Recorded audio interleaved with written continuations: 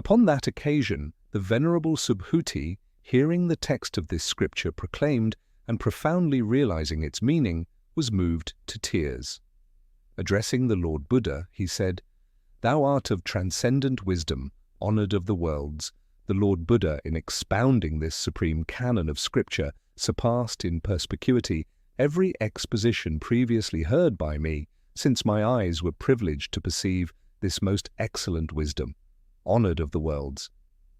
In years to come, if disciples hearing this scripture proclaimed, and having within their minds a pure and holy faith, engender true concepts of the ephemeral nature of phenomena, we ought to realize that the cumulative merit of such disciples will be intrinsic and wonderful, honored of the worlds.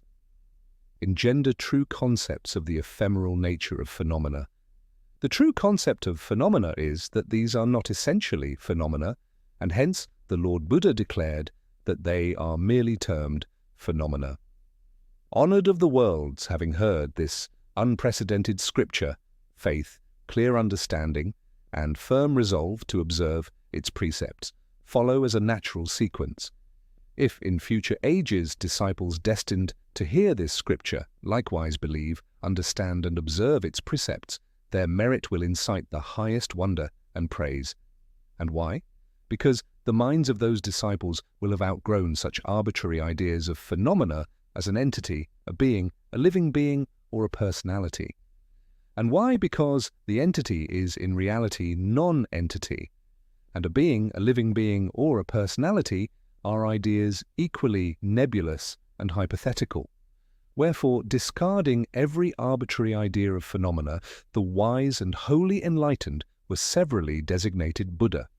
The Lord Buddha, assenting, said unto Subhuti, "If in future ages disciples destined to hear this scripture neither become perturbed by its extreme modes of thought, nor alarmed by its lofty sentiments, nor apprehensive about realizing its high ideals, these disciples also, by their intrinsic merit, will incite superlative wonder and praise."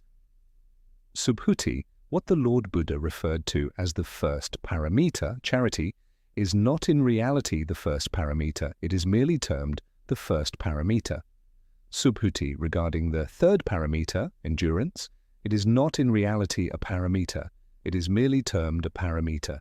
And why? Because in a previous life, when the prince of Kalinga, Kaliraja, severed the flesh from my limbs and body, at that time I was oblivious to such arbitrary ideas of phenomena as an entity, a being, a living being, or a personality. And why? Because upon that occasion, when my limbs and body were rent asunder, had I not been oblivious to such arbitrary ideas as an entity, a being, a living being, or a personality, there would have originated within my mind feelings of anger and resentment. Subhuti, 500 incarnations ago, I recollect that as a recluse practicing the ordinances of the Kshanti Paramita, even then I had no such arbitrary ideas as an entity, a being, a living being, or a personality. Therefore, Subhuti, an enlightened disciple, ought to discard as being unreal and elusive every conceivable form of phenomena. In aspiring to supreme spiritual wisdom, the mind ought to be insensible to every sensuous influence and independent of everything pertaining to sound, odor, taste, touch, or law. There ought to be cultivated a condition of complete independence of mind, because if the mind is depending upon any external aid, it is obviously deluded. There is in reality nothing external to depend upon. Therefore, the Lord Buddha declared that in the exercise of charity, the mind of an enlightened disciple ought not to depend upon any form of phenomena. Subhuti, an enlightened disciple, desirous to confer benefits upon the whole realm of being, ought thus to be animated in the exercise of charity. The Lord Buddha, in declaring the unreality of phenomena, also affirmed that the whole realm of sentient life is ephemeral and illusory. Subhuti, the sayings of the Lord Buddha are true, credible, and immutable. His utterances are neither extravagant nor chimerical. Subhuti, the plane of thought to which the Lord Buddha attained, cannot be explained in terms synonymous with reality or non-reality. Subhuti, in the exercise of charity, if the mind of an enlightened disciple is not independent of every law, He is like unto a person having entered impenetrable darkness, and to whom every object is invisible. But an enlightened disciple, discharging the exercise of charity with a mind independent of every law, is like unto a person having the power of vision in the meridian glory of the sunlight, and to whom every object is visible. Subhuti, in future ages, if a good disciple, whether man or woman, rigorously studies and observes the text of this scripture.